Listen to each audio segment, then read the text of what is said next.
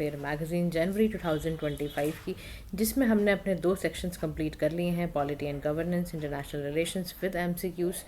तो आप अभी सीधा हम चलते हैं अपने टॉपिक इकॉनमी को पढ़ने के लिए। तो जो भी बच्चे चैनल पर नए हैं, please do like share and subscribe to PM Pathshala. सारे आपके करंट अफेयर्स के हर तरह के डाउट को डिमोलिश कर दिया जाएगा। पीएम पाठशाला के साथ आप जुड़े रहिए। मैगजीन्स के करंट अफेयर्स के साथ बहुत रिवीजन, स्टैटिक पोर्शन की रिवीजन चैनल पर कराई जा रही है, तो चैनल से जुड़े रहिए। तो अब हमारा सबसे पहला टॉपिक है आज का, रुपी डेप्रिसिएशन के बारे में हम डिस्कस करने जा रहे हैं। न्यूज़ में क्यों रहा, रुपी डेप्रिसिएशन का मतलब क्या होता है, डेप्रिसिएशन होने से क्या फ़र्क पड़ता है इंडिया की इकॉनमी को, सारा हम डिस्कस करने आज जा रहे हैं। न्यूज़ में ये बात इसलिए रही क्योंकि जब इंडिया का रुपी का जो एक्सचेंज रेट था अगेंस्ट यूएस डॉलर, वो 85 तक हो गया। मतलब आप समझो 1 यूएस जो डॉलर है वो 85 रुपीज़ का हो गया था। तो इस कारण से यहाँ पर बोलना पड़ा कि भाई ये तो मामला बड़ा ही गड़बड़ है, क्योंकि इतना ज़्यादा आप सोचो कि अगर हो जाएगा तो कैसे काम बनेगा। तो रुपीज़ 85 रुपीज़ का ये हो गया था। तो आप लगा सकते हो कि कितना बड़ा ये एक क्यों हुआ, ये सब हम डिस्कस करेंगे। मतलब बहुत ही महंगा हमारे लिए। तो ये देखा जा रहा है कि लास्ट 2 ईयर में एक बहुत बड़ा शार्पेस्ट डेप्रिसिएशन ये देखा गया। अब रुपी डेप्रिसिएशन का मतलब है आपकी इंडियन करेंसी की value with respect to US dollar कम होना, यानी कि डिक्लाइन होना। एक्सचेंज रेट क्या होता है? एक्सचेंज रेट का मतलब है price of one currency in terms of other. जैसे हमारे अभी देश में, मतलब पूरा ग्लोबली फ्लोटिंग एक्सचेंज रेट चलता है, जो market forces of demand and supply है, जिसका रेट पता करा जाता है। इस रेट के अकॉर्डिंग पता चला जी इंडिया का जो रिस्पेक्ट में यूएस डॉलर से है वो डिक्लाइन कर गया है, करेंसी डिक्लाइन कर गई है। एक एक्सचेंज रेट का सिस्टम होता है fixed exchange rate. Fixed exchange rate system पहले चला करता था, जिसमें ना सरकार, यानी गवर्नमेंट, नॉट सरकार, सेंट्रल बैंक जो होता था वो रेट को डिटरमिन करता था। और इंडिया में भी 1971 से पहले फिक्स्ड एक्सचेंज रेट ही इस्तेमाल किया जाता था। मैनेज फ्लोटिंग एक्सचेंज रेट का मतलब होता है कि इसमें हम दोनों ही कॉम्बिनेशंस का इस्तेमाल करते हैं। ये तब यूज़ किया जाता है जब कुछ आरबीआई को लग रहा है, किसी भी सेंट्रल बैंक को लग रहा है कि भाई मार्केट फोर्सेस से थोड़ा सा गड़बड़ महसूस हो रही है, तो वो क्या करते हैं, ऐसे में ना मैनेज फ्लोटिंग एक्सचेंज रेट से थोड़ा सा प्राइस में स्टेबल लाने के लिए, ठीक है, तो उसके लिए जो सेंट्रल बैंक होता है वो आपका कॉम्बिनेशन में यूज़ करता है फिक्स एक्सचेंज रेट और फ्लेक्सिबल एक्सचेंज रेट को कॉम्बिनेशन में मैनेज फ्लोटिंग के अंदर यूज़ किया जाता है। Currently India follows floating exchange rate with occasional, कभी कभी आरबीआई इंटरवेंशन करता है जब भी ज़रूरत पड़ती है। अदरवाइज भारत जो है वो फ्लोटिंग एक्सचेंज रेट के सिस्टम को यूज़ करता जा रहा है। अब रीर नीर के 9 इम्पॉर्टेंट टर्म्स को आप समझ लो सबसे पहले, उसके बाद हम चलेंगे कि रुपी डेप्रिसिएशन के कारण क्या थे, क्या क्या फैक्टर है जिसकी वजह से जो हमारा रुपया है वो इतना ज़्यादा डेप्रिशिएट कर गया है, उसकी वैल्यू इतनी डिक्लाइन कैसे हो गई है। उससे पहले ये टर्म्स का पता होना ज़रूरी है कि नॉमिनल इफेक्टिव एक्सचेंज रेट, नीर रीर क्या होते हैं। नीर यानी कि नॉमिनल इफेक्टिव एक्सचेंज रेट का मतलब है कि weighted average of bilateral nominal exchange rate of the home currency in terms of foreign currency. यानी कि जो नीर होता है वो हमें ये इंडिकेट करता है कि आपकी करेंसी में कितना एप्रिसिएशन हुआ है अगेंस्ट द वेटेड वाली जो करेंसीज हैं। तो नीर का मतलब यहाँ पर हम अगर टर्म्स में समझें तो बेसिकली नीर हमें क्या बताने की कोशिश कर रहा है, नीर हमें बताने की क्या कोशिश करता है, वो हमें ये बताने की कोशिश करता है कि आपकी इकॉनमी का वेटेड बास्केट के अकॉर्डिंग कितना ज़्यादा है। यानी अगर आप समझ लो, एक बात को बड़े ध्यान से समझना, अगर आप इसको समझते हैं तो ये ना बेसिकली एक्सटर्नल कॉम्पिटिटिवनेस को बताता है, ठीक है, कि हम एक्सटर्नली कितना हमारा कॉम्पिटिटिवनेस है उसके बारे में जो रेयर और नीर होता है वो बताता है। ये भी बताता है, देखो ना, नीर जो है ना वो अनएडजस्टेड होता है। इसमें ना नीर में नॉमिनल इफेक्टिव एक्सचेंज रेट को इन्फ्लेशन के साथ कभी भी एडजस्ट नहीं किया जाता है। ये करेंसी की बास्केट के साथ इसको यूज़ किया जाता है, ठीक है, नीर को।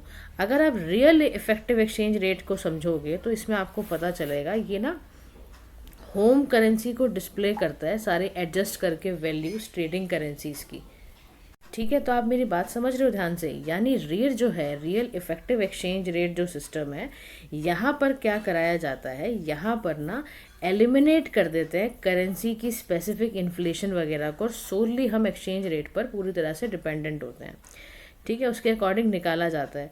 अब अगर हम और ध्यान से समझें रेर और नीर के कॉन्सेप्ट को, तो देखो बेसिकली इसमें ना आपके फॉर्मूले भी वगैरह से भी निकाला जाता है इकॉनमी के अंदर। तो दोनों ही इकॉनमी के अंदर ये जो बेसिकली अनएडजस्टेड वाला और ये इकोनॉमिक इंडिकेटर होते हैं, फॉरेन एक्सचेंज मार्केट में आपकी कंट्री की कितनी कॉम्पिटिटिवनेस है उसको ये पूरी तरह से बताता है। तो आपको समझ में आना चाहिए कि जो दोनों ये इफ़ेक्टिव एक्सचेंज रेट सिस्टम है, इनको बेसिकली जो आपका पता है आपको क्या हुआ था, अभी नवंबर 2024 की बात है, आरबीआई ने, रिजर्व बैंक ऑफ इंडिया ने ये रिपोर्ट किया कि जो रियल है वो हमारा कुछ ना रियल इफेक्टिव एक्सचेंज रेट था वो कुछ 108.14 तक पहुंच गया था नवंबर 2024 तक, मतलब इंक्रीज़ हुआ था, अक्टूबर से भी ज़्यादा बढ़ गया था। तो इससे बताया जाता है कि हाईएस्ट लेवल है ये। अब ना जब भी रियर वगैरह बढ़ जाता है, ये अबव 100 होता है, तो इसका मतलब ये होता है कि रुपी जो है वो ओवर वैल्यू है, लीडिंग टू बेस रियर। इसकी वजह से एक्सपोर्ट हमारा कॉम्पिटिटिवनेस कम हो जाएगा, क्योंकि जब ओवर वैल्यू हो जाएगा तो आपसे सामान बाहर के लोग खरीदेंगे नहीं, तो आप एक्सपोर्ट आपका नहीं हो पाएगा। आप समझ रहे हो? तो रियल इफेक्टिव एक्सचेंज रेट जब भी 100 से ज़्यादा जाता है तो उसका मतलब होता है कि रुपी अभी ओवर वैल्यू हो गया है बेस ईयर से। 2015-16 हमारा बेस ईयर है, उससे पता ये चलता है कि हमारा जो एक्सपोर्ट है वो रिड्यूस हो जाएगा। ऐसे ही जो नीर होता है ये रिफ्लेक्ट करता है कि आपकी करेंसी की कितनी स्ट्रेंथ है। इसमें प्राइस डिफरेंस, इन्फ्लेशन वगैरह नहीं दिखाला जाता है। अगर याद रखना, नॉमिनल इफेक्टिव एक्सचेंज रेट में अगर राइज होगा तो इसका मतलब है नॉमिनल अप्रिसिएशन हुआ है, ठीक है, वाइल डिक्लाइन सिग्नल्स आपके डेप्रिसिएशन के आ रहे हैं। अब करेंसी बास्केट जो इंडिया के इंडाइसिस से, यहाँ पर करेंसी बास्केट की भी क्योंकि बात की गई है, तो अर्लियर जो नीर और रीर होते थे ये आपके 6 मेजर करेंसी को लेके चलते थे। यूएस डॉलर, यूरो, जापानीज़ येन होता था, ब्रिटिश का पाउंड होता था, चाइनीज़ युआन होता था, सिंगापुर डॉलर्स होते थे। लेकिन अभी इंडाइसिस में ब्रॉडर बास्केट हो गई है, 36 करेंसीज है, जो इंडिया को डाइवर्स ट्रेड रिलेशंस को भी दिखाती है। तो याद रखना, नीर एंड रीर इंपॉर्टेंट क्यों होते हैं, ये किस चीज़ को इन्फ्लुएंस करते हैं इकॉनमी के अंदर, तो यही बताते हैं कि आपका बैलेंस ऑफ एक्सपोर्ट कैसा रहेगा, आपका इंपोर्ट कैसा रहेगा। हायर इन्फ्लेशन होगी तो आपकी करेंसी की वैल्यू कैसे अफेक्ट करेगी, उससे आपका रीर अफेक्ट होगा। फिजिकल स्पेंडिंग के बारे में आपको बताता है। तो बहुत ही इम्पॉर्टेंट होते हैं ये रीर और आपके नीर के जो रेट्स होते हैं, इसका जानना बहुत ज़रूरी है, क्योंकि इसी से आपकी ना ट्रू परचेजिंग पावर आपकी करेंसी की पता चलती है कि आप कितनी महंगाई को झेल सकते हो और कितना आपका भार खरीदने का आपका कितना अभी बास्केट में कितना है जो आप खरीद सकते हो। तो इसका ना फॉर्मूला भी होता है, रीर इज इक्वल टू नीर into domestic price index slash foreign price index से हम रीर को निकालते भी। तो ज़रूर आप इस बात को ध्यान रखिएगा कि रीर एंड नीर कितना इंपॉर्टेंट टर्म्स हैं। अब हम सीधा चलते हैं कि कौन कौन से ऐसे फैक्टर्स हैं जो रुपी के डेप्रिसिएशन को दिखा रहे हैं। देखो, रुपी का डेप्रिसिएशन होना सबसे बड़ा कारण है उसका कॉन्फिडेंस इन सेंट्रल बैंक। यानी जो मॉडर्न जनरेशन्स ऑफ करेंसी हैं वो बहुत क्राइसिस में है, क्योंकि मार्केट बहुत ज़्यादा हिली पड़ी रहती है। रिस्क असेसमेंट करने के बाद उसके बाद जब आपका सेंट्रल बैंक का बैलेंस शीट देखा जाता है तो ना उससे ना इन्वेस्टर के कॉन्फिडेंस इस समय बहुत ज़्यादा हिले हुए हैं, क्योंकि करेंसी बार बार ऐसा लगता है कि बहुत ट्रिगर हो रही है मार्केट की वजह से। उसकी वैल्यू जब रिस्क असेसमेंट करता है ना, तो जब सेंट्रल बैंक की बैलेंस शीट को, तो उसे देख के ना इन्वेस्टर का कॉन्फिडेंस वहीं टूट जाता है कि यार ये तो बड़ा ही ट्रिगरिंग है इस समय करेंसी। तो इस वजह से एक तो रुपी डेप्रिशिएट हो रहा है, दूसरा है illiquidity. Short term foreign currency जो है वो भी आउट हो रही है, डेट बन रही है, बहुत ज़्यादा डेट बन रही है, becoming larger than liquid foreign currency assets. Short term foreign currency आपके पास है नहीं, आपके पास लिक्विड में पैसे की कमी है, जिसकी वजह से भी आपको रुपी डेप्रिसिएशन झेलना पड़ रहा है। तीसरा कारण है इन्फ्लेशन का। इन्फ्लेशन कारण ऐसे बन जाता है, देखो किसी भी कंट्री में, हमारी कंट्री में देखो आप, बहुत ज़्यादा इस वक्त महंगाई है। ट्रेडिंग पार्टनर्स को अगर आप कंपेयर करो तो उससे क्या होता है कि इरोड होती है purchasing power of Indian rupees. भाई आप ही बताओ ना, जब भारत में इतनी महंगाई आएगी तो आपके कोई भी ट्रेडिंग पार्टनर आपकी कंट्री में पैसा लगाना क्यों चाहेगा? उसको पता है कि बहुत ज़्यादा पैसा देना पड़ेगा। इसकी वजह से भी इंडियन करेंसी, इंडियन रुपी में एडवर्सली इफेक्ट कर रहा है।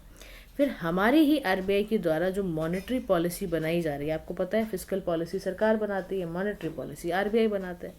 अब आरबीआई के जितने भी इंटरेस्ट रेट डिसीजंस हैं, फॉरेन एक्सचेंज इंटरवेंशन है, इसकी वजह से इम्पैक्ट द रुपी स्ट्रेंथ, इसको भी इम्पैक्ट करता है। अब आरबीआई का जो मार्केट ऑपरेशन है to buy US dollar to maintain sufficient forex, इससे भी हमारा आईएनआर, क्योंकि हम बार बार मार्केट ऑपरेशन करेंगे, यूएस डॉलर खरीदेंगे, तो उससे भी हमारी कीमत ही गिरेगी ना। जब आप कोई चीज़ खरीद रहे हो, खरीदनी पड़ रही है आपको, तो फिर उससे आपका असेट कम होगा, तो उसकी वजह से भी ऐसा देखने को मिल रहा है कि आपकी करेंसी जो है, हमारी रुपये की जो करेंसी है वो गिर रही है।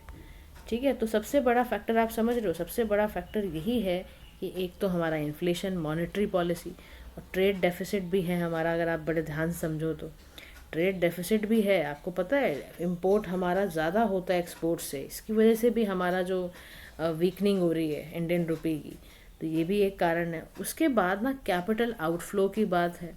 जो फॉरेन इन्वेस्टर है वो अपने इंडियन मार्केट से फंड्स को बाहर निकाल रहा है, तो फॉरेक्स रिज़र्व आपके पास बचेंगे ही नहीं।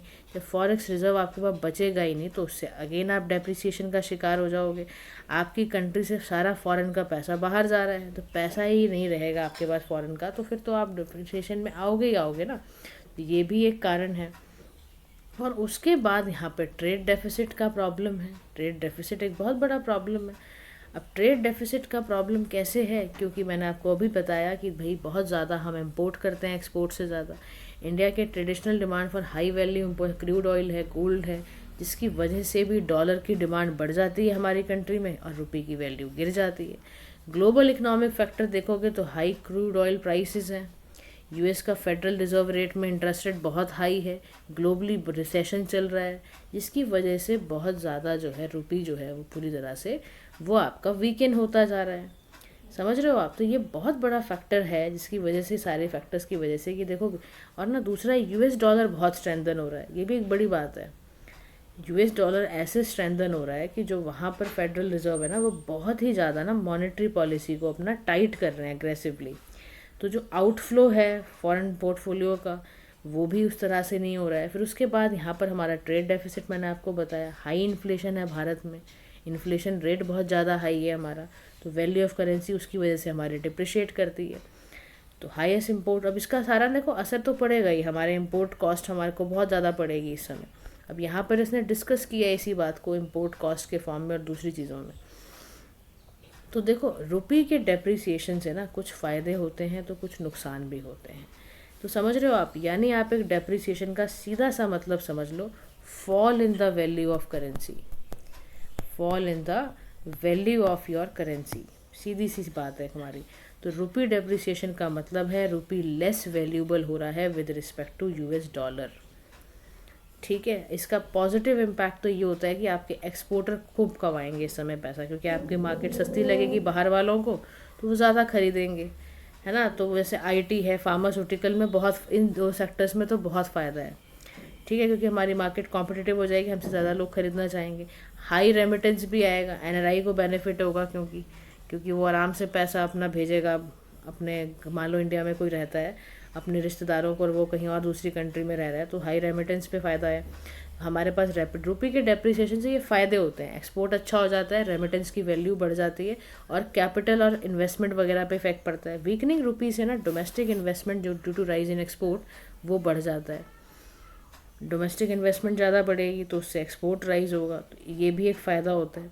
नेगेटिव इम्पैक्ट ये पड़ता है कि हमारी इंपोर्ट की कॉस्ट बढ़ जाएगी। भाई सीधी सी बात है, जब वीक ही हो जाएगा रुपये, तो आप जब बाहर से सामान खरीदोगे, जैसे क्रूड ऑयल हम खरीदते हैं, इसीलिए तो हमारा ट्रेड डेफिसिट बढ़ा रहता है। अभी खरीदेंगे तो हमको महंगा पड़ेगा। फिर हायर इन्फ्लेशन है। कुछ ऐसी इंडस्ट्रीज़ हैं जो इम्पोर्ट डिपेंडेंट है, बहुत इम्पोर्ट डिपेंडेंट है, उनके पास आप जाओ तो वो आप कुछ कर ही नहीं सकते, इंडस्ट्रीज़ का काम ही उस पर चलता है। हाई प्रोडक्शन कॉस्ट हो गई उनकी, अब तो सामान महंगा। फिर उसके बाद कैपिटल इन्वेस्टमेंट पे वीकनिंग रुपये से आपका कैपिटल फ्लाइट जो होता है वो भी ट्रिगर करता है। एफडीआई का इन्फ्लो कम हो जाएगा आपकी कंट्री में, कोई पैसा क्यों लगाएगा फिर आपके पास। फिर increase cost of foreign debt का कॉस्ट बढ़ जाता है, आपकी परचेजिंग पावर कम हो जाती है, हायर इम्पोर्ट कॉस्ट हो जाता है, तो कंज्यूमर का सेंटिमेंट हिलता है। तो ये सारे के सारे जो नुकसान हैं वो देखने को मिलते हैं। समझ रहे हो बात को? तो ये सारा असर पड़ता है जब रुपये का डेप्रिसिएशन होता है। तो वे फॉरवर्ड में कह रहा है कि ऐसे में करें क्या भाई, ये तो इम्पॉर्टेंट है ना भाई, करें क्या ऐसा। तो करंट डेप्रिसिएशन मैंने आपको बता दिया सारा का सारा। अब इसमें करें क्या वाले सवाल में आपको बताना है शॉर्ट टर्म मेजर्स लेने की और लॉन्ग टर्म मेजर्स, दोनों ही मेजर्स लेने की बहुत आवश्यकता है। तो कह रहा क्या करें। शॉर्ट टर्म मेजर्स के लिए कह रहा है कि आरबीआई जो मार्केट ऑपरेशन कर रहा है, डॉलर्स को बेचता ही है, एक तो वो कर रही है, करें, डॉलर्स को बेचना शुरू करें। पहला काम क्या करना है, डॉलर्स को बेचना है, खरीदना नहीं। अभी खरीद रहा था, समझ रहे हो, अब बेचना है। करेंसी स्वैप अग्रीमेंट करो दूसरी कंट्रीज़ के साथ। अब आपको समझ में आना चाहिए कि करेंसी की स्वैपिंग क्यों होती है और ये होता क्या है करेंसी स्वैप करना, क्योंकि बोल तो दिया इसने करेंसी स्वैप करना है, बट ये होता क्या है करेंसी स्वैप करना। तो करेंसी स्वैप एक तरह की गाइस फैसिलिटी है। ये एक ऐसी फैसिलिटी है, स्वैप का मतलब समझते हो ना, एक्सचेंज करना। तो यहाँ पर जो दो कंट्रीज़ हैं, एक अग्रीमेंट एक कॉन्ट्रैक्ट करती हैं एक्सचेंज करने के लिए करेंसीज विद कुछ टर्म्स एंड कंडीशंस लगा देती हैं। तो करेंसी स्वैप एक तरह से बहुत इफेक्टिव है। जैसे loan that Bangladesh will give to Sri Lanka in dollars, है ना, मान लो कुछ ऐसा एग्जाम्पल ले लो आप, विद एन एग्रीमेंट कि वो डेट रीपे करेंगे with interest in Sri Lankan rupees. समझ रहे हो आप, तो ऐसा करेंसी का स्वैप हो जाता है। ये भी एक बारी करा गया था, 2021 की बात मैं आपको बता रही हूँ। ऐसे स्वैपिंग हो जाती है, ठीक है। तो स्वैप भी कराया जा सकता है, ये भी आपको एक फैसिलिटी मिलती है। तो करेंसी स्वैप में कुछ नहीं होता, फाइनेंशियल अग्रीमेंट होता है दो पार्टीज़ के बीच में to exchange cash flow in different currencies एक स्पेसिफिक पीरियड के लिए। तो करेंसी स्वैप अग्रीमेंट करो दूसरी कंट्रीज़ के साथ। मॉनेटरी पॉलिसी को एडजस्ट इस तरह से करो कि जो फॉरेन इन्वेस्टमेंट है, एफडीआई नहीं रुकनी चाहिए आपकी, वो आए। इम्पोर्ट में कुछ थोड़ा सा ना ऐसा कर दो कि इम्पोर्ट आपका रैशनलाइज हो। नॉन एसेंशियल इम्पोर्ट्स को बिल्कुल रिस्ट्रिक्शन लगा दो इस समय आप, अगर आप चाहते हो कि रुपये का डेप्रिसिएशन रुके। तो लॉन्ग टर्म मेजर्स के लिए ऐसा क्या करना चाहिए, तो देखो शॉर्ट टर्म मेजर्स है, लॉन्ग टर्म मेजर्स में आप बताना कि डाइवर्सिफाई करो अपने ट्रेड पेमेंट्स को, यानी कि आईएनआर में इंटरनेशनल ट्रेड करो अपने रुपये को स्ट्रेंथन करने के लिए। आपको मैंने इकोनॉमिक सर्वे 2022-23 में भी ये बात बताई थी कि फॉरेक्स रिजर्व्स को और ज़्यादा बूस्ट करने के लिए आपको अपने ट्रेड पेमेंट्स को डाइवर्सिफाई करना ही पड़ेगा। फिर एक्सपोर्ट का प्रमोशन करो आप करेंसी अकाउंट के डेफिसिट को रिड्यूस करो ताकि आपकी रुपये की स्टेबिलिटी इंप्रूव हो। और ये रंगराजन कमेटी में ऑलरेडी मेंशन है, तो उसकी बात को आप रख लो कि एक्सपोर्ट को ज़्यादा से ज़्यादा प्रमोट करो। क्योंकि देखो आपको ना अपने करंट अकाउंट डेफिसिट की तरफ भी ध्यान देना है।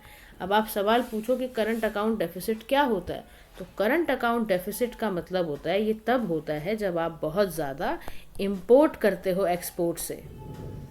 समझ रहे हो, इसको आई से एक्स से लिखते हैं एक्सपोर्ट्स को। तो इसी को ट्रेड डेफिसिट कहते हैं, इसी को बैलेंस ऑफ पेमेंट डेफिसिट कहते हैं। आपके करंट अकाउंट डेफिसिट से मतलब ये है कि आपकी जो नेशनल सेविंग है वो कम हो जाएगी, हाई इन्वेस्टमेंट होगी। समझ रहे हो, तो करंट अकाउंट डेफिसिट में ये बेसिकली इंडिकेट करता है कि आपकी कंट्री का रिलाय फॉरेन सेविंग पे बहुत ज़्यादा है। तो इससे आपको पता चल गया कि भाई आपका तो इम्पोर्ट बहुत ज़्यादा हो रहा है, तो वो आपको ठीक करना है। फिर स्ट्रेंथन करो अपना free trade agreements, ease of doing business को और इम्प्रूव करो ताकि ज़्यादा से ज़्यादा ग्लोबल कंपनीज अट्रैक्ट हो आपके बिजनेसेस में, एक्सपोर्ट आपका अच्छा होगा। फिस्कल प्रूडेंस, इन्फ्लेशन कंट्रोल और अपनी एनर्जी इंपोर्ट डिपेंडेंस को, यानी क्रूड ऑयल पे जो इतना डिपेंडेंसी है उसको ख़त्म करने की कोशिश करो अब आप। तो ये सारी चीज़ें लेनी पड़ेंगी मेजर्स, तब जाके रुपये का डेप्रिसिएशन आपका रुकेगा। तो होपफुली आपको यहाँ तक टॉपिक ज़रूर समझ में आ गया होगा। अब हम चलते हैं अपने दूसरे टॉपिक की ओर, जिसका नाम है इंटरनेशनलाइजेशन ऑफ रुपये को हम देखेंगे। रिसेंटली न्यूज़ में इसलिए रहा कि आरबीआई ने फेमा के रेगुलेशंस को लिबरलाइज करने की बात कही। अब ये फेमा क्या है ये भी पता होना चाहिए आपको, ताकि इंडियन रुपये को इनकरेज करने के लिए ऐसा किया गया है, ये आपको पता होना चाहिए। फेमा का फुल फॉर्म है फॉरेन एक्सचेंज मैनेजमेंट एक्ट, ठीक है। तो फेमा का मतलब समझ गए, एक इंडियन लॉ है जो फॉरेन एक्सचेंज ट्रांजैक्शंस को रेगुलेट करता है, इन्वेस्टमेंट को रेगुलेट करता है, करेंसी अकाउंट को, रेमिटेंसेस को करता है। और इसका फेमा को बनाने का पर्पज़ ही यही था कि एक्सटर्नल ट्रेडर पेमेंट को फैसिलिटेट कर पाए, फॉरेन एक्सचेंज रेजीम को लिबरलाइज कर पाए। तो ये फेमा एक्ट को लिबरलाइज करा गया है ताकि हम इनकरेज करें इंडियन रुपये का यूज़, ताकि जो भी क्रॉस बॉर्डर ट्रांजैक्शंस हो रही हैं वो हमारी सेटल किस में हो, इंडियन रुपये में हो। तो रीसेंट चेंजेस में क्या क्या रेगुलेशन आरबीआई लेकर आया है फेमा रेगुलेशन में, वो हम देखते हैं। तो पहला रीसेंट चेंज है कि जो भी लोग भारत से बाहर रह रहे हैं उनके लिए बोला है कि ओपन इंडियन रुपये अकाउंट, कह रहा है कि आप ओवरसीज़ ब्रांचेस में ही, जो भी ऑथोराइज डीलर बैंक है, वहीं पर आप एक ओपन इंडियन रुपी अकाउंट खोलो, ताकि जितनी भी करंट कैपिटल ट्रांजैक्शंस होंगी with a person resident in India, वो सारी इसी अकाउंट में हो। पहली चीज़। दूसरा बोल रहा है कि ट्रांजैक्शन जब सेटल करनी है with other person resident outside India, तो उसके लिए क्या करना है, INR अकाउंट खुलवाना है, यानी स्पेशल नॉन रेसिडेंट रुपी अकाउंट खुलवाना है, स्पेशल रुपी वॉस्त्रो अकाउंट खुलवाना है। अभी मैं आपको वॉस्त्रो अकाउंट और नॉस्ट्रो अकाउंट दोनों बताऊंगी। पहले आप यहाँ पर बात समझो कि क्या लिबरलाइज करा है फेमा रेगुलेशन में। पहली बात, जो व्यक्ति बाहर रह रहा है, मान लो, ठीक है, उसको इंडिया में पैसे भेजने अपने किसी रिलेटिव को, तो वहीं बैठ के वो ओवरसीज ब्रांच में ओपन इंडियन रुपी का अकाउंट खुलवाएगा, ताकि उसकी जो भी करंट कैपिटल अकाउंट की ट्रांजैक्शन हो रही हैं, एसेट लाइबिलिटी या कुछ भी वो भेज रहा है, वो सब उसी में सेटल हो। या कोई बिजनेस डील भी कर रहा है, कुछ भी कर रहा है, वो इसी अकाउंट में सेटल हो।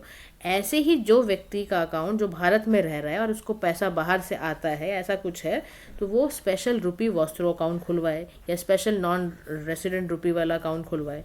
तो एनी रेसिडेंट आउटसाइड इंडिया जिसका भी बिजनेस इंटरेस्ट भारत में है, वो क्या खुलवाएगा, स्पेशल नॉन रेसिडेंट रुपी अकाउंट खुलवाए, जिसका भी इंटरेस्ट भारत में बिजनेस वाला है। बोनाफाइड ट्रांजेक्शन्स को वो इसी अकाउंट से करेगा। तो use their balance held in repatriable INR account for foreign investment के लिए इन्हीं बैलेंसेस, इसी अकाउंट का इस्तेमाल आपने करना है। इंडियन एक्सपोर्टर के लिए भी ये कहा गया है कि फॉरेन करेंसी ओवरसीज़ में बैंक ओपन कराओ, अकाउंट ओपन कराओ, ताकि ट्रेड ट्रांजैक्शंस वहीं पर होंगी। इवन जो भी आप रिसीव करोगे एक्सपोर्ट प्रोसीड्स वगैरह, वो सभी इसी में होंगी।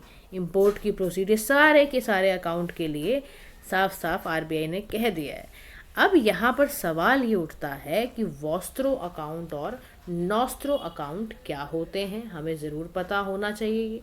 तो वॉस्त्रो अकाउंट का मतलब है ऐसा आपका फॉरेन बैंक में अकाउंट जब होता है ना, हेल्ड इन डोमेस्टिक बैंक है ना, लोकल करेंसी। तो यहाँ पर आप समझो वॉस्त्रो अकाउंट क्या होते हैं। वॉस्त्रो अकाउंट के पहले मैं एग्जाम्पल बताऊं तो आपको शायद समझ आए। वॉस्त्रो गाइज याद रखना एक लेटिन वर्ड से लिया गया शब्द है जिसका नाम होता है योर्स। जैसे मान लो वॉस्त्रो अकाउंट में US बैंक ना मैनेज कर रहा है fund for a Spanish life insurance company. This is a very good example of vostro account. India के कॉन्टेक्स्ट में बताऊं तो कोई मान लो इंडियन बैंक है, मान लो, ठीक है, इंडियन बैंक है, holds an account in Switzerland, holds account in Switzerland. अगर ऐसा कुछ है, प्रबंध है, तो समझ लो वो वॉस्त्रो अकाउंट है, यानी बैंक अकाउंट दैट का correspondent bank holds for another bank. ठीक है, तो यहाँ मैंने आपको बताया foreign bank account held in domestic bank है ना, लोकल करेंसी। जैसे मैंने आपको बताया इंडियन बैंक जो है वो स्विट्जरलैंड के अकाउंट को होल्ड कर रहा है। तो यहाँ पर एग्जाम्पल में दे रखा है कि भाई US बैंक, सिटी बैंक जैसे कि इन hold an account in Indian bank, SBI in INR, तो उसको SBI का वॉस्त्रो अकाउंट कहेंगे। ठीक है जी। और यहाँ पर क्या होता है, ये अलाउ करता है फॉरेन बैंक्स को to operate in another country, और ट्रांजैक्शन को फैसिलिटेट करने में ये फॉरेन ट्रेड्स वगैरह को करता है। Can be use by any entity, not just banks ही खाली वॉस्त्रो अकाउंट नहीं यूज़ करते हैं, इंश्योरेंस कंपनीज वगैरह भी इसका इस्तेमाल करते हैं। तो समझ गए आप वॉस्त्रो अकाउंट क्या होता है। ऐसे ही हम चलते हैं नॉस्ट्रो अकाउंट पे। नॉस्ट्रो भी आपका एक लेटिन टर्म है। नॉस्ट्रो का मतलब होता है आर्स। नॉस्ट्रो का मतलब क्या होता है, आर्स होता है। नॉस्ट्रो का मतलब आर है, यानी कि यहाँ पर domestic banks account held in a foreign bank in a currency of overseas account, यानी कि अगर कोई इंडियन बैंक, सपोज SBI है, वो US के बैंक सिटी बैंक को होल्ड कर रहा है US डॉलर में, तो SBI का ये क्या हुआ, नॉस्ट्रो अकाउंट हुआ। नॉस्ट्रो अकाउंट से फ़ायदा ये हो जाता है कि exchanging and trading foreign currency बहुत ही सिंप्लीफाइड लगती है। समझ रहे हो आप बात को। तो इसी को हम कहते हैं, एक मैंने आपको बताया वॉस्त्रो अकाउंट, एक मैंने आपको बताया नॉस्ट्रो अकाउंट। तो नॉस्ट्रो अकाउंट का एग्जाम्पल भी आपके सामने है कि bank A in India with bank Q in Australia.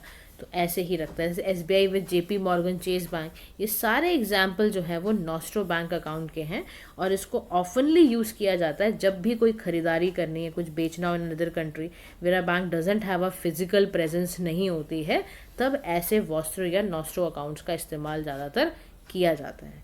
ठीक है ना। तो इसमें क्या होता है, वॉस्ट्रो अकाउंट में कस्टमर जैसे मान लो उसको कुछ भी डील करनी हो अगर, तो वो इन अकाउंट्स का इस्तेमाल करेगा। Often use in a bank has no branches, मैंने आपको बताया भी। तो ऐसे में इसका इस्तेमाल किया जाता है। तो होपफुली आपको दोनों अकाउंट्स के बारे में समझ आ गया होगा। आगे चलते हैं। अब इंटरनेशनलाइजेशन ऑफ रुपी का क्या मतलब है ये भी देखते हैं। इंटरनेशनलाइजेशन रुपी का मतलब है कि ऐसा प्रोसेस जिसमें आप रुपी के यूज़ को बढ़ाओगे इन क्रॉस बॉर्डर ट्रांजैक्शन, यानी आप प्रमोट करो रुपी को फॉर इम्पोर्ट एक्सपोर्ट ट्रेड के लिए and then other current account transactions. तो यानी आप क्या कर रहे हो, आप इस्तेमाल करा रहे हो कि क्रॉस बॉर्डर जितनी भी ट्रांजैक्शन हो उसमें रुपी का इस्तेमाल किया जाए, चाहे एक्सपोर्ट करना हो चाहे इंपोर्ट करना हो। अब इंटरनेशनलाइजेशन रुपी को कराने से फ़ायदे ये हैं कि आपकी वल्नरेबिलिटी ख़त्म होगी, आपकी जो बहुत ज़्यादा फॉरेन करेंसी स्पेसिफिकली डॉलर पे जो डिपेंडेंट है वो कम होगी, आपकी इकॉनमी बहुत ज़्यादा रेट फ्लक्चुएशन से घबराएगी नहीं, सडन कोई ऐसा क्राइसिस नहीं आएगा, इन्फ्लेशनरी प्रेशर आपकी इकॉनमी पर नहीं पड़ेगा, करेंसी का क्राइसिस आपको नहीं देखना पड़ेगा, इन सब से आप बच जाओगे। दूसरा काम होता है लिमिट्स करना एक्सचेंज रेट रिस्क को। एक्सचेंज रेट के रिस्क को लिमिट करने का मतलब है आपको करेंसी वॉलेटिलिटी से बचना है। Not only reduce the cost of doing business, बल्कि आपको बेटर करना है ग्रोथ ऑफ बिजनेस और आपके इंडियन बिजनेसेस को ग्लोबली आपको ग्रो कराने का चांस भी पूरा रखना है। तीसरा बेनिफिट ये है reduces requirement of forex reserves, यानी it reduces the requirement to maintain and depend on large foreign exchange reserve पर आपको डिपेंडेंसी से बचाना है। फिर चौथी चीज़ है डेफिसिट फाइनेंसिंग की। डेफिसिट फाइनेंसिंग का मतलब क्या होता है, करेंसी का प्रिंट करना। अगर आप सोचो ग्लोबली बहुत ज़्यादा अगर इंडियन गवर्नमेंट की जो करेंसी है वो बहुत ज़्यादा अगर यूज़ होने लग जाएगी तो आपकी करेंसी में उधारी वगैरह भी चलेगी, इंटरनेशनल इन्वेस्टर्स आपकी करेंसी पे डिपेंड होंगे, तो आपको करेंसी बार बार प्रिंट नहीं करनी पड़ेगी, आपका फिजिकल डेफिसिट मैनेज हो जाएगा विदाउट रेट एक्सचेंज के चेंज किए ही। तो कितना बड़ा फ़ायदा हुआ अगर ग्लोबली इंडियन नेशनल रुपी अलाउ हो गया, एक्सेप्ट हो गया, तो इंडियन गवर्नमेंट जो डेट भी देगी तो अपनी करेंसी में देगी ना इंटरनेशनल इन्वेस्टर को, आपका अपने आप कुछ करना नहीं पड़ेगा, फिजिकल डेफिसिट मैनेज हो जाएगा, आपकी बोरोइंग्स मैनेज हो जाएंगी। फिर दूसरा नेक्स्ट फ़ायदा क्या है, स्ट्रेंथनिंग इंडियाज़ फाइनेंशियल मार्केट को भी इससे बहुत ज़्यादा ग्रेटर ग्लोबल डिमांड बढ़ जाएगी। कैसे, फॉरेन पार्टिसिपेशन रुझान बढ़ जाएगा, आपके बॉन्ड इक्विटी की मार्केट, लॉन्ग टर्म इन्वेस्टमेंट की मार्केट आपके लिए तैयार हो जाएगी। ये सारे फ़ायदे हैं अगर रुपी को इंटरनेशनलाइजेशन कर दिया जाता है। इंटरनेशनल करेंसी का क्योंकि मतलब ही यही है कि आपकी जो करेंसी है वो खाली आप ही के घर में नहीं यूज़ हो रही है, आपके बॉर्डर्स के बाहर भी जा रही है, आपके रेसिडेंट भी यूज़ कर रहा है, नॉन रेसिडेंट भी यूज़ कर रहा है। जैसे अभी तक यूएस डॉलर है, यूरो ज़्यादा चलता है। अब डिटर्मिनेंट क्या होता है इंटरनेशनलाइजेशन ऑफ करेंसी करने की, widely currency must be commonly utilise in global transaction, तब जाके पता चलता है कि आपकी करेंसी इंटरनेशनलाइज हो गई है। इकोनॉमिक फंडामेंटल, आपकी इकोनॉमी का साइज, आपका ट्रेड नेटवर्क, आपकी करेंसी स्टेबल होनी चाहिए, इसलिए कन्वर्टेबल होनी चाहिए। अगर ये सारे फैक्टर्स हैं तो आप समझ जाना कि आपकी करेंसी इंटरनेशनलाइज हो गई है। अब हम ये देखते हैं क्या क्या ऐसे चैलेंजेस हैं इन इंटरनेशनलाइजेशन ऑफ रुपी। चैलेंजेस, हमारे भारत की करेंसी को ऐसे क्या क्या चैलेंजेस फेस करने पड़ते हैं उसके बारे में पढ़ते हैं। सबसे बड़ा चैलेंज हमारे साथ ये है, हमारी एक्सचेंज रेट में वॉलेटिलिटी बहुत ज़्यादा रहती है। बहुत वॉलेटिलिटी इनिशियल स्टेज में ही देखने को मिल जाती है। मॉनेटरी पॉलिसी ट्रिफिन डायलेमा है हमारे लिए। मॉनेटरी पॉलिसी डायलेमा का मतलब ये, कंट्री स्ट्रगल करती हैं to balance global currency demand with domestic monetary needs. इसलिए भी इंडियन रुपी लीगल टेंडर है, ऐसा नहीं आप समझना कि खाली हमारे देश में चलता है। आप समझो इंडियन रुपी है वो लीगल टेंडर है गल्फ कंट्री, जैसे कुवैत में है, बहरीन में है, कतर में है, यूएई में है। अर्ली 1970 से ही शुरू हो गया था। तो currency had the same value as the Indian rupee, gulf rupee और एक्सचेंज रुपी भी कहते हैं। दूसरा हमारे देश में चैलेंज है रुपी को इंटरनेशनलाइज कराने का, restricted convertibility. INR fully convertible in current account but partially in capital account. ये भी एक बात है कि करंट अकाउंट में तो हमारा INR पूरी तरह से है, लेकिन अगर हम वहीं बात करते हैं हमारे कैपिटल अकाउंट की, तो कैपिटल अकाउंट में हमारी कंट्री का करेंसी पूरी तरह से कन्वर्टेबल नहीं है। कैपिटल अकाउंट का मतलब होता है जब आप खरीदारी करते हो एसेट्स की, रियल एस्टेट, स्टॉक्स की, लोन्स की, इन्वेस्टमेंट की, समझ रहे हो? तो कैपिटल अकाउंट की ट्रांजैक्शन जो होती है उसमें एफडीआई, ओवरसीज डायरेक्ट इन्वेस्टमेंट, इनके बारे में लिखा होता है, ठीक है। अब ये वाले में हमारा लिमिटेड है आईएनआर। फिर risk to external shock, give the open channel to the flow of fund in and out of the country, it may increase the volatility, आपके फाइनेंशियल सिस्टम में वॉलेटिलिटी बहुत रहेगी। ग्लोबल यूसेज की दिक्कत है, अभी आईएनआर को ग्लोबल ट्रेड में यूज़ नहीं किया जाता है जितना कि यूएस डॉलर और यूरो को पूछा जाता है। तो हमारे जो भी है ना, वो डीप लिक्विडिटी का भी क्राइसिस है, और लार्ज स्केल ट्रांजैक्शन लोग रुपी में करना नहीं पसंद करते हैं अभी भी, ये भी एक कारण है। तो कह रहा है कि ऐसा क्या करें जिससे ना लोग जो है वो इंटरनेशनलाइजेशन ऑफ रुपी हमारा बढ़ता चला जाए। तो उसका पहला स्टेप ये कह रहा है कि आप करो इंटरनेशनल पेमेंट इंफ्रास्ट्रक्चर तैयार करो आप इंटरनेशनली। जैसे देखो आपका जो यूनिफाइड पेमेंट इंटरफेस है, इसको Singapore, France, UAE, Sri Lanka, Bhutan, Mauritius, Nepal, बहुत सारी कंट्रीज़ ने अडॉप्ट किया ही है ना, तो इनको आप लेकर जाओ आगे। फिर मेमोरेंडम ऑफ अंडरस्टैंडिंग पे साइन कराओ आप, सेंट्रल बैंक जो है आरबीआई की memorandum of understanding central bank UAE के साथ ऐसे साइन कराओ, इंडोनेशिया, मालदीव और दूसरी कंट्रीज़ की तरफ भी ले जाओ आप। फिर आरबीआई अपने एक स्ट्रेटेजिक एक्शन प्लान बनाए 24-25 वाला, उसमें जैसे इन्होंने बोला है ना कि हम स्ट्रेटेजिक एक्शन प्लान बनाएंगे, परमिट करेंगे आईएनआर अकाउंट आउटसाइड इंडिया, ऐसे ही स्पेक्ट्रा प्रोजेक्ट चलाया, software platform, ECB, trade credit reporting वाला प्लेटफॉर्म्स भी हम ऐसे तैयार कर रहे हैं जिसमें एक्सटर्नल कमर्शियल बोरोइंग वगैरह का अप्रूवल, रिपोर्टिंग, ये सब हमारी करेंसी में हो। फिर स्पेशल वॉस्त्रो अकाउंट हमने खोले, मैंने आपको बताया था कि आरबीआई ना आईएनआर ट्रेड सेटलमेंट्स के लिए 22 कंट्रीज़ में स्पेशल वॉस्त्रो अकाउंट्स को ओपन करने की बात कह रहा है। बायलेटरल करेंसी स्वैप अग्रीमेंट करने हो आईएनआर में, डेजिग्नेटेड फॉरेन करेंसी से श्रीलंका की है, रुपी डिनोमिनेटेड बॉन्ड, मसाला बॉन्ड वगैरह खरीदने हैं। तो ये सारा हम कोशिश कर रहे हैं कि ज़्यादा से ज़्यादा जो है वो हमारे ही लोगों को, मतलब हमारे अकाउंट्स की तरफ से जाए। अब देखो मसाला बॉन्ड के बारे में ज़रूर समझ लो। देखो ये होता तो आपको डेफिनेटली समझ में आ रहा होगा कि मसाला बॉन्ड जो है वो रुपी डिनोमिनेटेड बॉन्ड है, मतलब बॉन्ड जो हमारा है ये आउटसाइड इंडिया होता है but denominated in Indian rupees. Masala Hindi word है, आपको पता है, स्पाइसेस। तो हमने ये शब्द करा था cultural culinary essence of India को बढ़ाने के लिए, तो इसका नाम मसाला बॉन्ड है। तो डेट इंस्ट्रूमेंट है जिसमें आप कोई भी डेजिग्नेटेड डोमेस्टिक एंटिटी में फ़ंड रेज करना चाहते हो तो आप डेफिनेटली मसाला बॉन्ड खरीदिए आप। तो ये सारे फैक्टर्स हैं, ये सारे तरीके हैं, ये रास्ते हैं जहाँ से हमारा रुपी इंटरनेशनलाइज हो सकता है। अब यहाँ पर कह रहा है वे फॉरवर्ड में बताओ जी क्या करें, रिकमेंडेशंस दो। इंटर डिपार्टमेंटल ग्रुप्स आरबीआई का कह रहा है, तो कह रहा है सबसे पहले ना अपने इंडियन पेमेंट सिस्टम को इंटरनेशनलाइज करो, यानी आरटीजीएस, एनईएफटी, यूपीआई बढ़ा दो। इंक्लूजन करो आईएनआर को कॉन्टिन्यूस लिंक सेटलमेंट्स के साथ जोड़ दो आप, जितने भी पेमेंट वर्सेस पेमेंट बेसिस जो भी हैं इनकी सेटलमेंट कराओ। करेंसी स्वैप जितना हो सके उतना कराओ, लोकल करेंसी सेटलमेंट कराने की कोशिश करो ताकि ट्रांजैक्शन कॉस्ट रिड्यूस हो जाए आपकी। एफर्ट आपका ये भी रहे कि जो स्पेशल ड्राइंग राइट्स है ना वो भी इंक्लूड हो, आईएनआर को स्पेशल ड्राइंग राइट्स की बास्केट में डलवाने की कोशिश करो आप, ताकि आपकी वैल्यू बढ़ जाए। अभी खाली 5 मेजर करेंसीज है ना स्पेशल ड्राइंग राइट्स में, आप भी करवाओ। National reserve asset created by IMF, वहाँ पे सप्लीमेंट करवाओ कि आपके भी करेंसी को इंक्लूड हो जाए, ऐसे एफर्ट डालो आप। फिर स्ट्रेंथन करो अपनी फिनेंशियल मार्केट को, हार्मोनाइज कर दो अपने KYC norm, know your customer value norms को हार्मोनाइज कर दो, इजी एक्सेस हो, फॉरेन इन्वेस्टर हो फटाफट आईएनआर एसेट्स को अपना वो कर पाए। 24/5 आईएनआर मार्केट को ग्लोबली खोलो आप, ऑफशोर मार्केट खोलनी पड़े, इंटर बैंक ट्रांजेक्शन्स करनी पड़े, इंक्लूडिंग गवर्नमेंट बॉन्ड्स को आपको इन्वेस्टर्स का बेस बढ़ाने के लिए यूज़ करना पड़े, सब करो आप।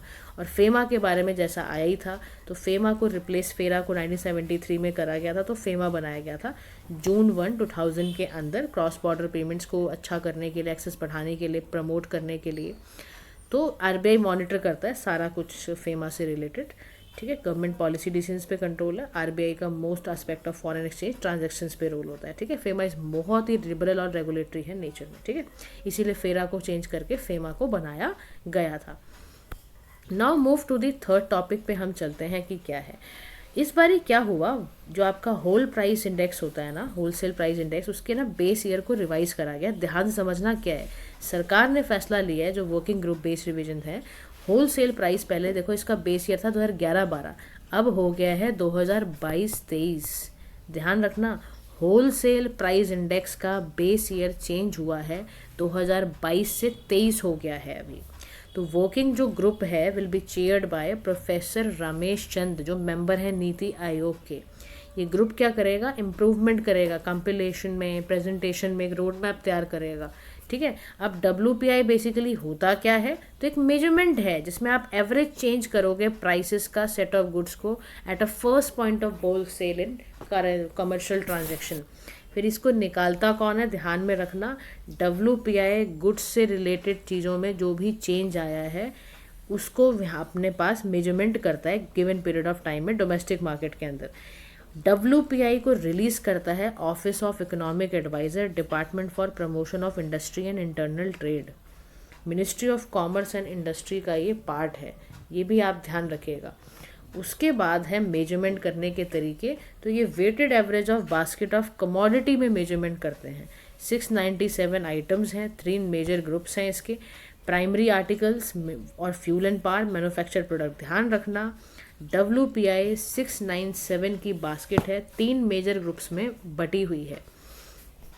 पहला ग्रुप है food articles, non food articles, crude oil वगैरह, पेट्रोलियम वगैरह, फ्यूल एंड पावर वगैरह, और मैन्युफैक्चर्ड प्रोडक्ट्स। अब ये कह रहा है कि ऐसा क्यों किया गया कि WPI के बेस ईयर को रिवाइज करा गया। कह रहा है इसके 3 मेजर कारण थे। एक तो स्ट्रक्चरल चेंज में ये हुआ है कि फंडामेंटल जो चेंज आया है वो प्रोडक्शन और कंजम्पशन पैटर्न में बहुत चेंज आया है। दूसरा, कमोडिटी बास्केट को अपडेट करना भी बहुत ज़रूरी था क्योंकि बहुत पुरानी हो चुकी थी।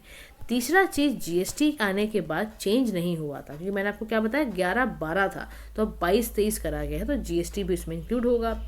अब यहीं पे कह रहा है कि प्रोड्यूसर प्राइस इंडेक्स क्या होता है। तो प्रोड्यूसर प्राइस इंडेक्स का मतलब है कि एवरेज चेंज प्राइस में प्रोड्यूसर जो रिसीव कर रहा है अपने गुड्स एंड सर्विसेज को बेचने के बाद डोमेस्टिक मार्केट एक्सपोर्ट में, वो कितना उसको मिल रहा है। अब 2 तरह से प्रोड्यूसर प्राइस इंडेक्स को देखा जाता है, एक आउटपुट से, एक इनपुट से। आउटपुट से मतलब है कि एवरेज प्राइस कितना गुड्स एंड सर्विसेज का चेंज हुआ मार्केट में, एक्टिविटी एंड सोल्ड कितना हुआ, और इनपुट का मतलब है कि आपने इंटरमीडिएट गुड्स इनपुट पे कितना प्राइस आपका चेंज हुआ है। इन दोनों से ही आपका प्रोड्यूसर प्राइस इंडेक्स को निकाला जाता है। तो need to replace wholesale price index by producer price index से इसको कर दिया जाएगा। क्यों करा जा रहा है, को बोल रहा है क्यों नीड है, क्योंकि मल्टीपल काउंटिंग बायस हैं। WPI double multiple counting same product की कर देता है, इसीलिए प्रोड्यूसर प्राइस इंडेक्स की बात कही जा रही है। WPI सर्विस सेक्टर को कैलकुलेट ही नहीं करता जिसका रोल 55% है GDP पर। ये टैक्सेस को एक्सक्लूड कर देता है, rebate, discount, transport, other charges को गिनता ही नहीं है। प्रोड्यूसर प्राइस इंडेक्स में क्योंकि वो आउटपुट इनपुट दोनों लेवल पे निकालेगा तो कवर करेगा ये सर्विसेज को भी। इनडायरेक्ट टैक्सेस अमंग सम को ये एक्सक्लूड कर देगा। International prominence producer price index की ज़्यादा है। Advanced economy like USA PPI use करती है, समझ रहे हो। अब इसी में ही बहुत ही प्यारा ये चार्ट विजन IAS की मैगजीन ने दिया है, आई मस्ट से। इन्होंने क्या बोला है, इन्होंने बड़ा अच्छा ये बोला है कि WPI, PPI, CPI इन्होंने बहुत ही अच्छे से यहाँ पर एक्सप्लेन किया हुआ है। ठीक है, तो अब हम चलते हैं इस पर। तो अब इसको हम डेफिनेशन से समझते हैं पहले कि डेफिनेशन से क्या है ये, ठीक है ना। तो डेफिनेशन से हमें समझ में आएगा कि क्या है ये। तो उसके बाद यहाँ पर हम देखते हैं कि सबसे पहले तो देखो जी, WPI price change wholesale level पे देख रहा है, PPI जो देख रहा है वो प्रोड्यूसर लेवल पे प्राइस चेंज देख रहा है, CPI जो है वो मेजर कर रहा है प्राइस चेंजेस को कंज्यूमर लेवल पर। ठीक है, अब यहाँ पर स्कोप की बात करते हैं। तो स्कोप की बात करें हम तो यहाँ पर हमें देखने को मिलेगा कि कवर करता है गुड्स को at your basically wholesale stage पे देखता है। ये जो देखता है ना प्रोड्यूसर वाला, ये कवर करता है गुड्स को, सर्विसेज को प्रोड्यूसर लेवल पर ही। ये कवर करेगा गुड्स एंड सर्विसेज को कंज्यूम्ड बाय हाउस होल्ड को देखता है। कौन सा वाला, CPI consumer price index. Base year इसका 11-12 तो 22-23 करा गया, अभी इसका इम्प्लीमेंट नहीं हुआ है, इसका 2012 है। कॉम्पोजिशन WPI की, इसमें manufactured products, fuel, primary articles आते हैं, इसमें दोनों सर्विसेज को, गुड्स को प्रोडक्शन स्टेज पे ही इंक्लूड किया जाता है। यहाँ पर goods services like food, health care सब आता है। सर्विसेज इंक्लूड है, यहाँ नहीं है, यहाँ पर है, यहाँ पर है। कहाँ पर, PPI और CPI में है। मेजरमेंट यहाँ पर प्रोडक्शन वैल्यूज़ में होता है, ठीक है। इसके साथ यहाँ पर सप्लाई यूज टेबल की जाती है, यहाँ पे CPI बास्केट को इस्तेमाल करा जाता है। यहाँ पे इनडायरेक्ट टैक्सेस को एक्सक्लूड किया जाता है, यहाँ पे टैक्सेस को इंक्लूड किया जाता है। यहाँ पे इनडायरेक्ट टैक्सेस इंक्लूड होता है, लेकिन यहाँ पर क्या होता है, PPI में इंक्लूड तो करते हैं taxes if they are pass on to producers. यहाँ मल्टीपल काउंटिंग है, यहाँ भी है सीपीआई में, इसमें नहीं है मल्टीपल काउंटिंग। इसको पब्लिश करने के लिए आपका ऑफिस ऑफ इकोनॉमिक एडवाइज़र है, सीपीआई को नेशनल स्टैटिस्टिक्स ऑफिस करता था। इसके लिए अभी तक कोई प्रोविज़न नहीं आया है कि इसको कौन इम्प्लीमेंट करेगा, तो देखते हैं अभी। तो कंक्लूडिंग फॉर्म में कह रहा है डब्ल्यूपीआई का base year revision and plan transition की हम पीपीआई की तरफ बढ़ेंगे, इससे और चीज़ें मोर प्रिसाइज होंगी, ग्लोबली हम अलाइंड होंगे इन्फ्लेशन मैट्रिक्स में भी। तो होपफुली पीपीआई से हमारी इकोनॉमिक पॉलिसी भी अच्छी बनेगी, price tracking across sectors improve होगा, हमारा डेटा ड्राइवन डिसीजंस और अच्छा डायनेमिक इकोनॉमी में होता चला जाएगा। अब आज का लास्ट टॉपिक हम करने जा रहे हैं fiscal health index report 2025। News में क्यों है समझते हैं। रिसेंटली नीति आयोग ने फिस्कल हेल्थ इंडेक्स की रिपोर्ट को निकाला है। किसने निकाला है? नीति आयोग ने निकाला है। क्या दिखाने के लिए कि सब नेशनल लेवल पर फिस्कल स्टेटस क्या है, क्या पॉलिसी रिफॉर्म में sustainable and resilient economic growth की ज़रूरत है या नहीं है, उसको देखते हैं। फिनेंशियल आपका जो फिस्कल हेल्थ इंडेक्स है ये एनुअली पब्लिश किया जाता है इंडियन स्टेट्स की फिस्कल हेल्थ को, यानी जो भारत के राज्य हैं उनका फिनेंशियल हेल्थ कैसा है उसको देखने के लिए बनाया जाता है। ऑफिस जो डेटा ड्राइवर इनसाइट है, इन्फॉर्म किया जाता है स्टेट लेवल पे कि पॉलिसी इंटरवेंशन की भाई आपको बहुत बहुत ज़रूरत है। तो फिस्कल हेल्थ इंडेक्स इंडिया के स्टेट्स को रैंक करता है 5 मेजर सब इंडाइसिस में। जो स्टेट्स को स्कोर अगर ग्रेटर देन 50 है तो अचीवर माने जाते हैं, फ्रंट रनर है यानी ग्रेटर देन 40 है लेकिन 50 के इक्वल है, 40-50 के बीच में तो फ्रंट रनर है, 25 से 40 के बीच में हो, लेस देन 40 हो तो फिर परफॉर्मर हो। एस्पिरेशनल का मतलब है कि 20 से भी नीचे हो आप इंडाइसिस में हो। तो यहाँ पर बड़ा ही अच्छा इसने मेजर इंडाइसिस के बारे में बात की हुई है कि quality of expenditure, revenue, fiscal disputed, ये सारा कैलकुलेट यहाँ पर किया जाता है।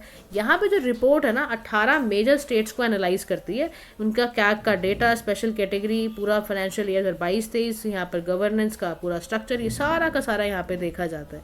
तो की फाइंडिंग्स में पता चला कि फिस्कल हेल्थ में 3 टॉप परफॉर्मिंग स्टेट हैं, OCG यानी कि उड़ीसा और गोवा और छत्तीसगढ़, ये 3 आपके बहुत अच्छे स्टेट्स हैं इन terms of fiscal health index में।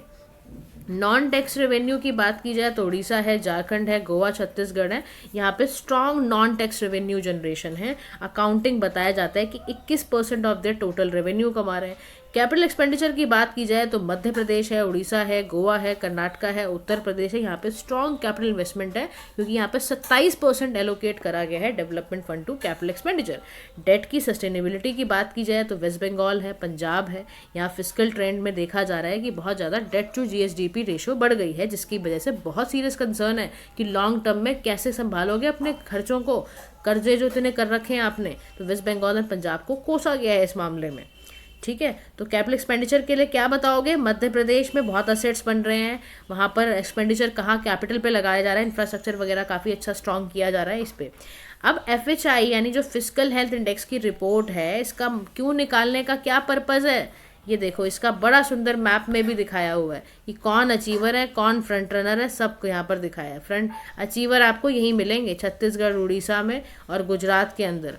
बाकी जगह पर देखो या तो परफॉर्मर हैं या आपके एस्पिरेशनल हैं। ठीक है, अब यहाँ पर बता रहा है कि फिस्कल हेल्थ इंडेक्स को निकालने का फ़ायदा ये है तो कॉम्पिटिटिव फेडरलिज्म बढ़ेगा। भाई आपस में स्टेट्स के बीच में हेल्दी कंपटीशन भी तो हो कि कुछ स्ट्रैटेजी बना के फिस्कली हम स्टेबल हो, प्रॉस्पेरस बने। भारत ही तो बनेगा ना प्रॉस्पेरस। ट्रांसपेरेंसी बढ़ेगी, स्टेट्स को पता चलेगा अपने फंड्स को कैसे मैनेज करना है, इन्फॉर्म्ड रहेंगे वो भी, कहाँ पे फोकस करना है, कहाँ पे एलोकेट करना है रिसोर्सेज तो पता चलेगा। तो कंक्लूडिंग फॉर्म में कह रहा है कि इससे हम ना विकसित भारत है 2047 को, उसका सपने जो देखे हैं ना हमने, उसके ये पहले ही सारी ताकि हमारा ट्रांसपेरेंसी बढ़े, अकाउंटेबिलिटी बढ़े, बेस्ट प्रैक्टिसेस करें हम फिस्कल मैनेजमेंट में, एक ऐसा रोड मैप तैयार हो जिसमें फिस्कल प्रूडेंस की आदत पड़े। तो यहाँ बड़ा अच्छा दे रखा है, कह रहा है कि देखो जी यहाँ पे ना अचीवर स्टेट्स और फ्रंट रनर, ये स्टेट्स के नाम ज़रूर याद रखने आपने। उड़ीसा, छत्तीसगढ़ ये सारे अचीवर हैं, फ्रंट रनर में महाराष्ट्र वगैरह हैं, परफॉर्मर में तमिलनाडु है, एस्पिरेशनल में केरला, वेस्ट बंगाल हैं। तो ये सारे के सारे स्टेट्स के बारे में यहाँ पर लिखा हुआ है कि कौन एस्पिरेशनल में है, कौन अचीवर फ्रंट रनर में है, तो ये सब आपको डेटा ज़रूर पता होना चाहिए कि नीति आयोग द्वारा ये डेटा तैयार किया गया है। नेक्स्ट टॉपिक्स हम कल की क्लास में करेंगे। आज के लिए इतना ही। Thank you so much for listening. Do like, share and subscribe to PM Pathshala. Have a nice day to all.